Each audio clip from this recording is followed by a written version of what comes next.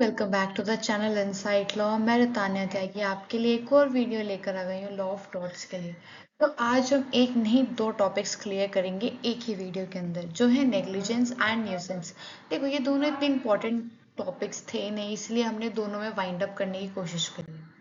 तो देखो, नेग्लिजेंस क्या होता है पहले हम ये समझते हैं। देखो, नेग्लिजेंस एक लैटिन वर्ड से आया जो है नेग्लेंटिया, जिसका मतलब है डिसरिगार्ड। ठीक है। देखो, तुमने एक तरीके से तुम्हारी कुछ करने की ड्यूटी थी और तुम वो नहीं कर पाए। समझ रहे हो? That is negligence. In legal terms it refers to the failure to take reasonable care returning in damage to another party. ठीक है। अब तुम्हारी ड्यूटी है कि तुम्हें किसी एक इंसान को प्रोटेक्ट करना था, बट तुम नहीं कर पाए। वहां वो तुम्हारा नेग्लिजेंस था और वहां से दूसरे इंसान को हर्ट भी हुआ है।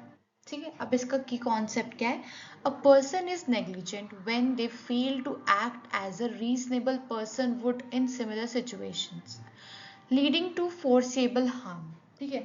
अब तुम्हें एक काम करना चाहिए था जो कोई भी एक सही आदमी करेगा, पर तुमने नहीं करा और उससे किसी और को चोट पहुंच गई। द इंजर्ड पार्टी में sue for damages including physical injury, property damage, psychiatric harm और इकोनॉमिक लॉस।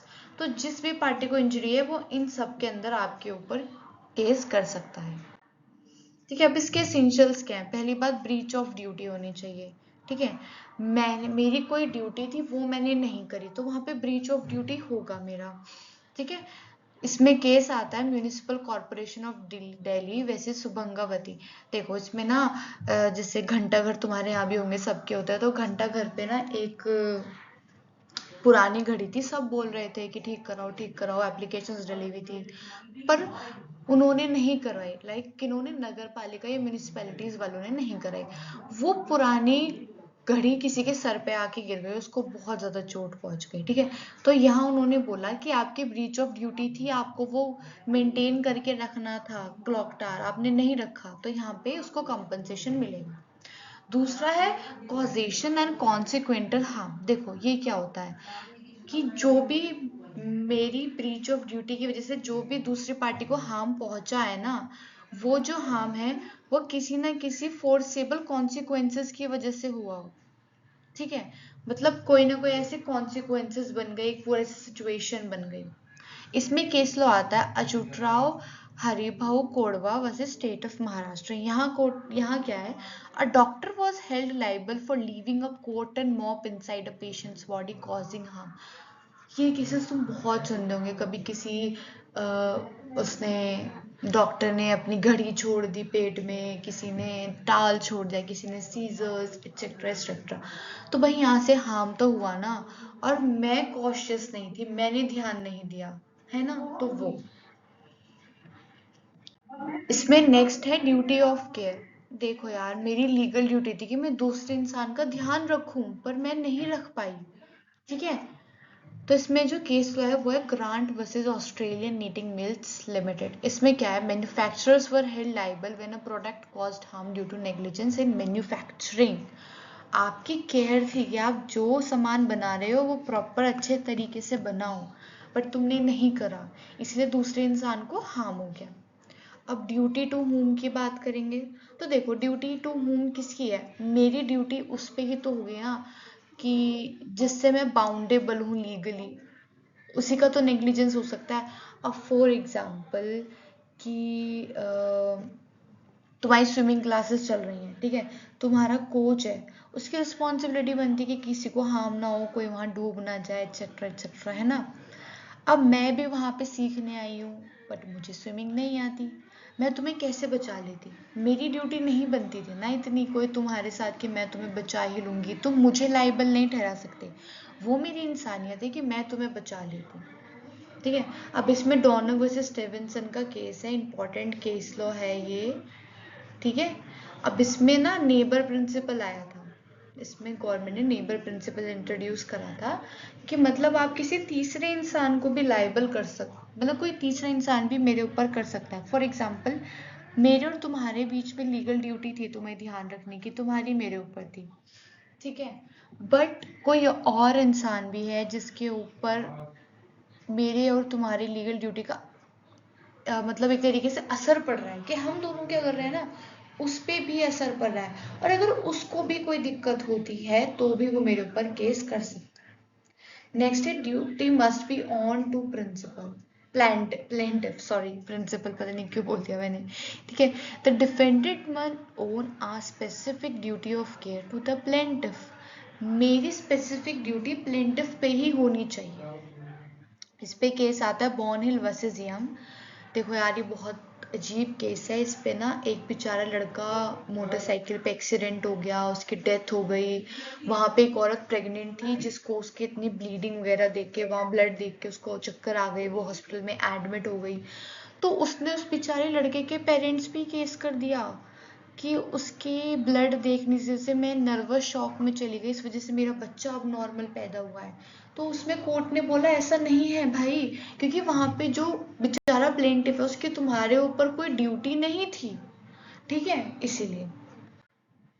अब इसके ऊपर ना एक ये मैक्सियम भी आती है, रेस इस्पा लॉकटर, ठीक है। इसका मतलब है the thing speaks for itself. देखो इसका मतलब ये है कि कोई चीज़ है ना वो अपने आप ही बोलेगी। जैसे हम लोग बोलते नहीं नॉर्मल हिंदी लैंग्वेज में, सत्य को प्रमाण की आवश्यकता नहीं होती, काइंड ऑफ दैट, ठीक है।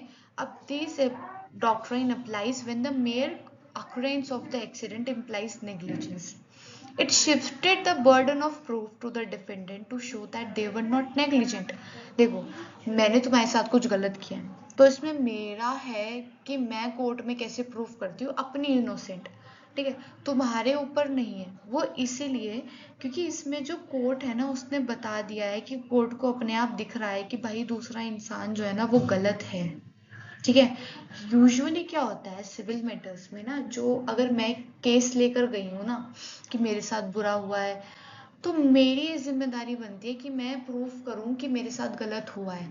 पर ये डॉक्ट्रिन आपको ये राइट देती है कि जिस पे आपने केस करा है, दूसरा जो एक्यूज्ड है उसको प्रूफ करना पड़ेगा कि मैं इनोसेंट हूँ, ठीक है। अब ये वही वाला केस है जो हमने हैम्ब्रोक वर्सेस स्ट्रोक्स ब्रदर वाला पढ़ा। A woman suffered a nervous shock down and died after seeing the out of control vehicle. The driver was held liable at the event itself indicated negligence, okay. अब हम देखते हैं nuisance क्या है। देखो ये एक फ्रेंच वर्ड से आया जा हुआ है न्यूर, जिसका मतलब है टू हार्म और annoy, ठीक है। इसका लीगल कंटेक्स्ट में मतलब देखते हैं क्या है। An unlawful interference with someone's enjoyment और use of land without justification. यार देखो नॉर्मल वर्ड है, ज्यादा दिमाग मत चलाओ। न्यूसेंस तुम कितना बोलते हो ना अपने दोस्त को, यार न्यूसेंस मत क्रिएट कर, न्यूसेंस मत क्रिएट कर, यही मतलब है ना कि तुम दूसरे को परेशान मत करो उस तरीके से। Example, if excessive noise from a neighbour disturb the peace of your home it may amount to nuisance. Key elements, wrongful act और डैमेज। इसमें दो चीजें होनी जरूरी है, एक तो रॉन्गफुल एक्ट यानी कि आपने कोई ऐसा अनलॉफुल काम करा होगा, दूसरा कि दूसरी पार्टी को कोई हार्म या डैमेज या इंजरी कॉज होनी चाहिए, ठीक है, तभी आप लाइबल होगे।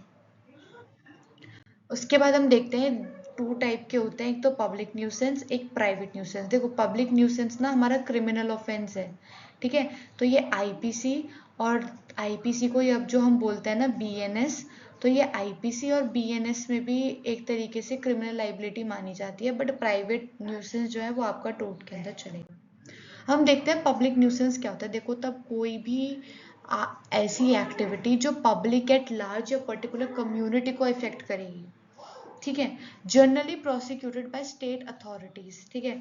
गवर्नमेंट है या फिर कोई बड़ी लोग हैं, मतलब बहुत ज्यादा तुम काम कर रहे हो उनके लिए। एग्जाम्पल, ऑब्स्ट्रक्टिंग पब्लिक रिकॉर्ड्स और pathways, polluting a public water resource, है ना। ठीक है, पब्लिक न्यूसेंस ही तो है ना। बाहर कंस्ट्रक्शन चल रही है, अब चल रहा है थोड़े टाइम के लिए कंस्ट्रक्शन चल रही है, दैट्स फाइन, ठीक है। बट ऐसा नहीं है कि तुम रात को कंस्ट्रक्शन चलाने लग जाएगी, गवर्नमेंट सड़कें बनाएगी, तो तुम सोओगे कैसे, नहीं चलेगा ना। इसमें दो केस लॉज है। पहला है न्यू ग्रुप न्यूज़पेपर्स वर्सेस एसओजीटी। इसमें जो है ना पब्लिक हाईवे ही ब्लॉक कर दिया गया था, तो उसमें भी उन्होंने नेग्लिजेंस का पार्टिसिपेशन माना था। दूसरा है आर वर्सेस जॉनसन। इसमें जो ऑब्सीन फोन कॉल्स करे जा रहे थे कुछ अलग अलग विमेन को, तो ये भी पब्लिक न्यूसेंस हो गया ना, क्योंकि ये एक लार्ज कम्युनिटी को इफेक्ट कर रहा है। उसके बाद हम देखेंगे प्राइवेट न्यूसेंस क्या है। देखो प्राइवेट न्यूसेंस किसी इंडिविजुअल या स्पेसिफिक ग्रुप के राइट्स के लिए होता है, ठीक है। यहाँ पब्लिक एट लार्ज का कोई काम नहीं है। Example, over hanging T branches damaging someone's property. तुम्हारे घर में कोई पेड़ लग रहा है, उस पेड़ की ब्रांचेस इतनी बड़ी हुई कि दूसरे के घर में घुस गई और दूसरे के घर में घुस के कोई उसकी चीज तोड़ दी, ठीक है। Noise from nearby night club affecting a home owners peace, ठीक है। अब ये चीज उसमें भी हो सकती है, वही चीज है। अब पब्लिक न्यूसेंस में तो ना रोड कंस्ट्रक्शन करा रही थी गवर्नमेंट रात को, बट प्राइवेट में तुम्हारे ऊपर कोई किराएदार रहता और वो रात के 2 बजे ऊपर कोई कंस्ट्रक्शन कराने लग जाए तो ये प्राइवेट न्यूसेंस। अब इसके केस क्या है, saint Helen smelting co versus Tipping. देखो इसमें डैमेजेस हुए थे ट्रीज से काफी ज्यादा। दूसरा है Dattamal Chiranjivi Lal versus Lodh Prasad, injunction granted to stop noises mill. बहुत ज्यादा मील में नॉइज हो रही थी तो वहां पे क्या हो रहा था कि उन लोगों ने परेशान कर दिया था काफी, तो वहां गवर्नमेंट ने बोला कि ये पब्लिक नहीं है भाई, तुमने उनको अलाउ करा है यहाँ मील लाने के लिए, तो ये तुम्हारे इंडिविजुअल, तुम जितने लोग आसपास रहने वाले हो सिर्फ तुम्हें इफेक्ट कर रहा है ना। और वो ऐसे भी प्राइवेट थी। अगर पब्लिक मतलब अगर कोई पब्लिक या गवर्नमेंटल फैक्ट्री होती ना तो फिर भी पब्लिक न्यूसेंस में चली जाती। अब देखो मैं तुम्हें ऊपर ऊपर से पढ़ा रही हूँ, अगर तुम्हें डिटेल में पढ़ना है तो you have to join our classes और कमेंट कर दो कि मैम हमें डिटेल्ड वीडियो भी चाहिए, ओके। अब हम देखते हैं इसके डिफेंसेस क्या क्या। देखो इसमें 3 डिफेंसेस मिलते हैं, प्रिस्क्रिप्शन, स्टैट्यूटरी अथॉरिटी और डी नेमरिस नॉर क्यूरेट लेक्स, ये भी मैक्सियम है, ठीक है। अब देखो प्रिस्क्रिप्शन में क्या है, प्रिस्क्रिप्शन में यह है कि कोई एक ऐसी चीज हो गई कि जो तुम बहुत सालों से लगातार कर ही जा रहे हो, जिससे हम लोग कस्टम बोल देते हैं ना, कि कस्टम क्या होता है, जो बहुत सालों से चलती आ रही चीजें वो कस्टम बन गई। तो प्रिस्क्रिप्शन भी यही होता है कि बहुत टाइम से कोई चीज चलती आ रही है, ठीक है। जैसे कि 20 सालों से तुम, अब देखो कोई औरत है, ठीक है, उसके घर के बाहर बंद हुआ है, वो तुम्हारे घर के साइड, तुम्हारे घर के ऐसे फेंस से निकल के जा रही है ना, और वो ये काम 10-20 सालों से करती जा रही है, तो ये तुम्हारे लिए न्यूसेंस नहीं है, वो उसकी प्रैक्टिस है, क्योंकि उसके घर के बाहर जगह नहीं है निकलने की, तो वो वहां से निकल सकती है। स्टैट्यूटरी अथॉरिटी होती है कि अगर लॉ से आपको कोई स्पेशल परमिशन मिली हुई है कुछ काम करने की, तो फिर तो देखो ये तो सब में एक्सेप्शन है। उसके बाद ये आता है डी नेमिनिस नॉट क्यूरियस, इसका मतलब है the law does not concern itself with tribal matters, यानी कि भाई देखो तुम्हारी छुट मुट की चीजें लेकर तुम हमारे पास नहीं आ सकते, या तो जो हार्म हुआ है वो मिनिमल है या फिर वो किसी रीजनेबल पर्सन को इफेक्ट नहीं कर रहा ना, तो वो न्यूसेंस नहीं है। तुम अपने घर घर के मैटर लेकर तो कोर्ट में नहीं आ सकते न्यूसेंस का कंपनसेशन दे दो। तो बस आज के लिए इतना ही, और अगर आपको हमारी वीडियोस अच्छी लग रही हैं तो like share and comment to our channel, and thank you, that's all for today.